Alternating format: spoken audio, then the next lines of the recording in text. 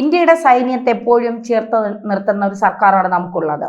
സൈനികർ ഒരുപാട് ബുദ്ധിമുട്ടുകൾ അനുഭവിക്കുന്നുണ്ട്. ഈ മലയുടെയും കുന്നിന്റെയും മുകളിലൊക്കെ പലപ്പോഴും ഒരു ഡ്യൂട്ടിക്ക് പോകാനൊക്കെ അസാധ്യമായ ബുദ്ധിമുട്ടുകൾ, അവർ യാത്രയിൽ വലിയ ബുദ്ധിമുട്ടുകൾ നേരിടുന്നുണ്ട് എന്ന് കേട്ടിട്ടുണ്ട്. ഇപ്പോ സൈന്യത്തിനായി ഒരു ട്രെയിൻ വരുന്നു എന്നുള്ള ഒരു വിവരം വരുന്നു. സൈന്യത്തിന് മാത്രമാണോ ഈ ട്രെയിന്? എന്താണ് ഇതിന്റെ വിശദാംശങ്ങൾ? അതായത് ഇന്ത്യൻ സേനയെ സംബന്ധിച്ച് ഒരു അടിയന്തര സാഹചര്യം ഉണ്ടായാൽ, പ്രത്യേകിച്ച് യുദ്ധം ഉണ്ടായാൽ, ഇപ്പം നമ്മുടെ കൊച്ചിയിലടക്കം നമ്മുടെ ആയുധ സംഭരണ ശാലകളുണ്ട്. അവിടേക്കും അവിടെ നിന്നും യുദ്ധസാമഗ്രികൾ, ഇപ്പോൾ ടാങ്കുകളടക്കമുള്ളവയുടെ വിന്യാസം ട്രെയിൻ സർവീസിനെ ആശ്രയിച്ചിട്ടാണ് നടത്താറ്. നമ്മുടെ ഈ ചരക്ക് ട്രെയിൻ ഉണ്ടല്ലോ, അതിൽ നമ്മുടെ റെയിൽ പാളങ്ങൾ കൊണ്ടുപോകുന്ന ടൈപ്പ് ട്രെയിൻ കണ്ടിട്ടുണ്ടാവും. ഈ ലോറിയുടെ പ്ലാറ്റ്ഫോം പോലെ കാണുള്ളൂ, മേളിലോട്ടൊന്നും ഉണ്ടാവില്ല. അപ്പോൾ അതിലോട്ട് ഇതൊക്കെ കയറ്റി വെച്ചിട്ടാണ് കൊണ്ടുപോകാറ്. സാധാരണഗതിയിൽ അങ്ങനെയാണ് നടക്കാറ്. അപ്പോൾ ഇത് നമുക്ക് താൽക്കാലികമായി, നമുക്ക് എന്നും യുദ്ധം പ്രതീക്ഷിക്കേണ്ട കാര്യമൊന്നുമില്ലല്ലോ. ഒരു അടിയന്തര സാഹചര്യം ഉള്ളപ്പോൾ മാത്രമാണ് നമ്മൾ ഇന്ത്യൻ റെയിൽവേ ആ രീതിയിൽ സജ്ജീകരിക്കുക. ഇതാണ് നമ്മുടെ ചരിത്രം.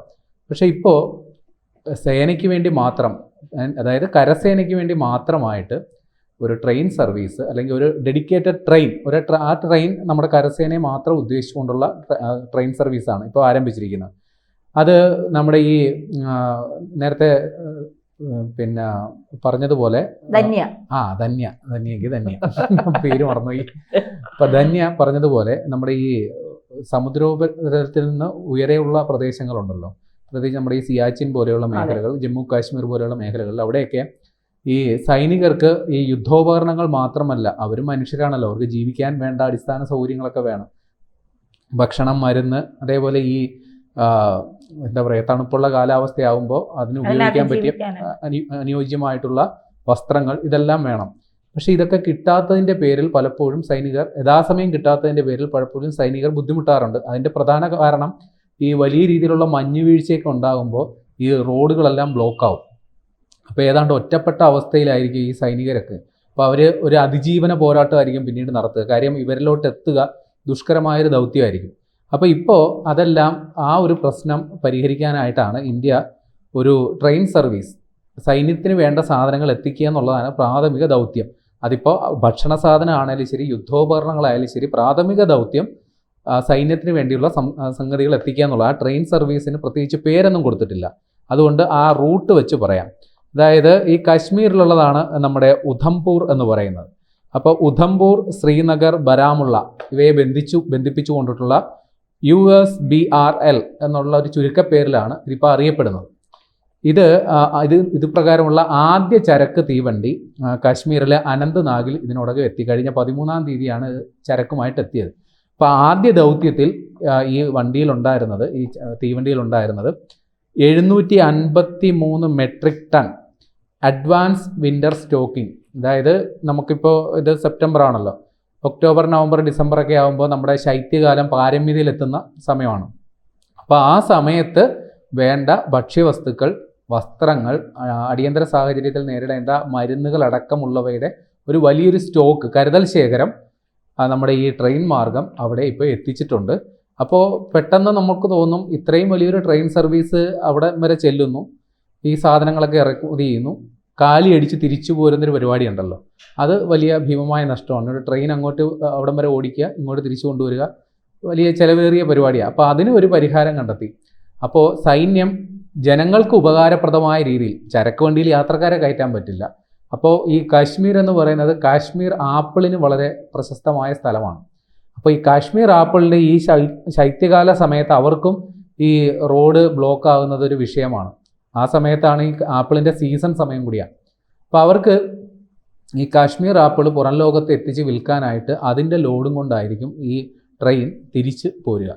അപ്പോൾ ഒരേ സമയം സൈന്യത്തിനും അതേസമയം തന്നെ അവിടുത്തെ ജനങ്ങൾക്കും ഉപകാരപ്രദമായ ഒരു പദ്ധതിയാണ് ഇപ്പോൾ ആവിഷ്കരിച്ച് നടപ്പിലാക്കുന്നത്. ഇത് ഇന്നും ഇന്നലെ തുടങ്ങിയതല്ല, സൈന്യത്തിൻ്റെ കുറേ കാലമായിട്ടുള്ള ഒരു ആവശ്യമായിരുന്നു.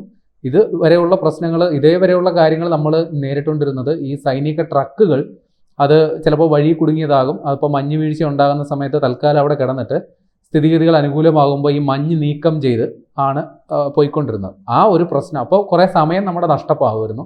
പക്ഷേ റെയിൽവേ സർവീസിനെ സംബന്ധിച്ച് താരതമ്യേന ഈ മഞ്ഞ് വീഴ്ച മൂലം ഉണ്ടാകുന്ന പ്രശ്നങ്ങൾ താരതമ്യേന കുറവാണ്. ഇല്ല എന്നല്ല, താരതമ്യേന കുറവായിരിക്കുമെന്നാണ് അനുമാനിക്കുന്നത്. അപ്പോൾ അതുവഴി ഈ പ്രശ്നം പരിഹരിക്കാൻ പറ്റും. സൈന്യത്തിനും ഉപകാരപ്പെടും, അതേസമയം തന്നെ അവിടുത്തെ ജനങ്ങൾക്ക് ഉപകാരപ്പെടും. ഇനി നമ്മുടെ നെപ്പോളിയൻ അറിയാമല്ലോ, പഴയ നെപ്പോളിയൻ ബോണപ്പാർട്ട്. ഈ നെപ്പോളിയൻ പറഞ്ഞ ഒരു വാചകം, അതിനെ അടിസ്ഥാനമാക്കിയായിട്ടാണ് ഇന്ത്യൻ സൈന്യം ഈ പദ്ധതി ആസൂത്രണം ചെയ്തത്. നെപ്പോളിയൻ പറയുന്നത് ഒരു സൈന്യത്തിൻ്റെ മുന്നേറ്റം അത് അവരുടെ വയറ് നിറയുന്നതിനെ ആശ്രയിച്ചിരിക്കും എന്നുള്ളതാണ്. അതായത് ഒരു പടയാളി, ഒരു പട്ടാളക്കാരൻ അവൻ്റെ പൂർണ്ണ അർത്ഥത്തിൽ അവൻ്റെ ദൗത്യം നിർവഹിക്കുന്നത് അവൻ്റെ വിശപ്പ് കെടുമ്പോൾ. വിശന്ന വയറോടുകൂടി ഒരു പട്ടാളക്കാരന് യുദ്ധം ചെയ്യാൻ പറ്റില്ല. വിശന്ന വയറോടുകൂടി അവന് സന്തുഷ്ടമായിട്ട് ഇരിക്കാൻ പറ്റില്ല. ഒരുപാട് ബുദ്ധിമുട്ടുകൾ, പ്രയാസങ്ങൾ, മാനസിക സമ്മർദ്ദം ഒക്കെ നേരിടേണ്ടി വരും. ഞാൻ എന്തിനാണ് പട്ടിണി കിടന്ന് ഈ പണിയെടുക്കേണ്ട കാര്യമുണ്ടോ എന്ന് പോലും ചിന്തിച്ചു പോകും. അപ്പോൾ ആ ഒരു പ്രശ്നം പരിഹരിക്കുക. അവരുടെ മൊറയൽ എന്ന് വെച്ചാൽ ആത്മാഭിമാന ബോധം എന്നൊക്കെയാണ് അർത്ഥം. ഞാൻ അന്തസ്സുള്ളൊരു പണിയാണ് ചെയ്യുന്നത് എന്നുള്ളൊരു ബോധം അവരിൽ ഉണ്ടാക്കുക. അതോടൊപ്പം തന്നെ രാജ്യം അവരെ കരുതുന്നു എന്നുള്ളൊരു തോന്നലുണ്ടാക്കുക.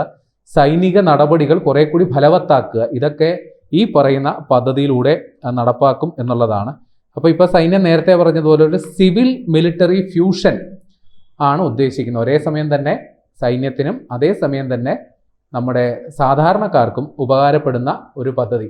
നമുക്കറിയാമല്ലോ, നമ്മുടെ ഇന്ത്യ ചൈന യുദ്ധം നടന്ന സമയത്താണ് ഏറ്റവും വലിയ ഇത്തരം ഒരു സൗകര്യമില്ലാത്തതിൻ്റെ പ്രതിബന്ധം ഏറ്റവും നേരിട്ടത് ആ സമയത്താണ്. കാരണം ചൈന വലിയ രീതിയിൽ ഇന്ത്യൻ ടെറിട്ടറി കയ്യേറി.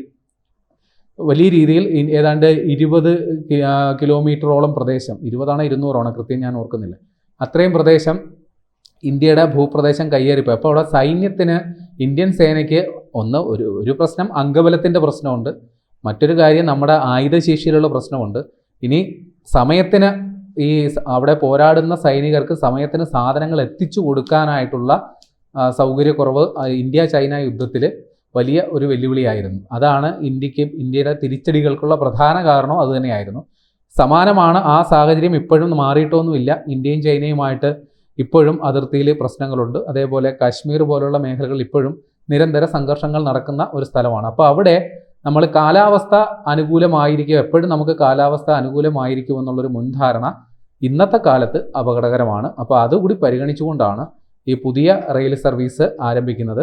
പക്ഷേ പെട്ടെന്നൊരു നമുക്കൊരു ചോദ്യം ചോദിക്കാം, ഈ റെയിൽവേ മാത്രം മതിയോ? നമുക്ക് വേണമെങ്കിൽ എയർലിഫ്റ്റ് ചെയ്യാം, അല്ലെങ്കിൽ അവിടെ വിമാനമാർഗം അവിടെ നമുക്ക് ഹെലികോപ്റ്ററിൽ കൊണ്ടുപോയി സാധനങ്ങൾ എത്തിച്ചു കൊടുക്കാവുന്നതല്ലേ ഉള്ളൂ എന്നൊരു സാമാന്യ യുക്തിക്ക് ചോദിച്ചേക്കാം. പക്ഷേ കാലാവസ്ഥ പ്രതികൂലമാണെങ്കിൽ വിമാന സർവീസ്, ഹെലികോപ്റ്ററുകൾക്കടക്കം അത് പ്രശ്നമുണ്ട്. ആ ഒരു പ്രതിബന്ധമാണ് ഈ പുതിയ റെയിൽ പദ്ധതിയിലൂടെ ഇന്ത്യൻ സേന മറികടക്കുന്നത്.